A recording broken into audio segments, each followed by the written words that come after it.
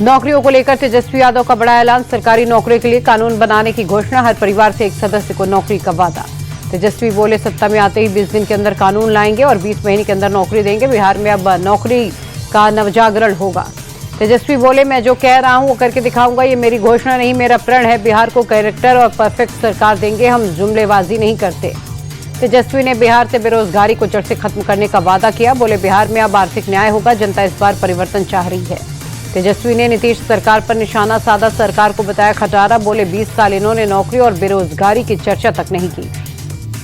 Ticket बंटवारे पर महागठबंधन में हलचल तेज। कांग्रेस पर्यवेक्षकों से आज मुलाकात करेंगे तेजस्वी। अशोक गहलोत, भूपेश बघेल और अधीर रंजन दिल्ली से पटना रवाना। तेजस्वी के पीओके वाले बयान पर बीजेपी अध्यक्ष दिलीप जायसवाल का पलटवार। कहा, तेजस्वी के पास कोई काम नहीं, पीओके के लिए भारत सरकार है।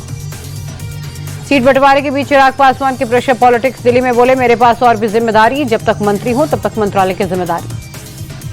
दिल्ली में चिराग पासवान के घर पहुंचे नित्यानंद राय की नहीं हो पाई मुलाकात। नित्यानंद राय के आने के पहले ही घर से निकल गए चिराग से मुलाकात नहीं होने पर नित्यानंद राय बोले, चिराग पासवान नाराज नहीं है, मैं चिराग पासवान की मां से आशीर्वाद लेने आया था।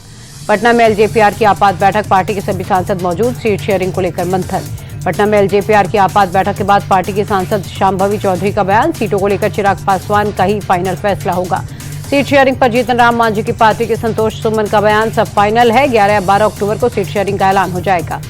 एनडीए में सीट शेयरिंग को लेकर मंत्री अशोक चौधरी का बयान। कहा, सीट बंटवारे पर बात जारी। गठबंधन में सब कुछ ठीक है, 1-2 दिन में सीटों का बंटवारा हो जाएगा। पटना में जेडीयू की बैठक। सीएम नीतीश कुमार समेत पार्टी के वरिष्ठ नेता रहे मौजूद। सीट शेयरिंग को लेकर मंथन। बिहार में 40 से ज्यादा सीटों पर चुनाव लड़ सकते हो वैसी की एआईएमआईएम पार्टी। सीमांचल के अलावा दूसरी मुस्लिम बाहुल्य सीटों पर भी उतरेगी। प्रशांत किशोर को लेकर जेडीयू नेता राजीव रंजन बोले, राजनीति में कुछ कर पाने की स्थिति में नहीं है पीके, उनका रास्ता आसान नहीं। लखनऊ में काशीराम की पुण्यतिथि के मौके पर बीएसपी की श्रद्धांजलि सभा। बीएसपी सुप्रीमो मायावती ने दी श्रद्धांजलि। लखनऊ में मायावती ने सभा पर निशाना साधा। का सत्य में रहते हुए अखिलेश को पीडीए याद नहीं आया। एसपी का पीडीए का नारा खोखला, दोगले चरित्र वाले लोगों से रहें दूर। मायावती का कांग्रेस पर अटैक। कहा, कांग्रेस ने दलितों का उत्पीड़न किया, हमेशा बाबा साहेब को अपमानित किया। अब इनके लोग संविधान हाथ में लेकर नाटक कर रहे।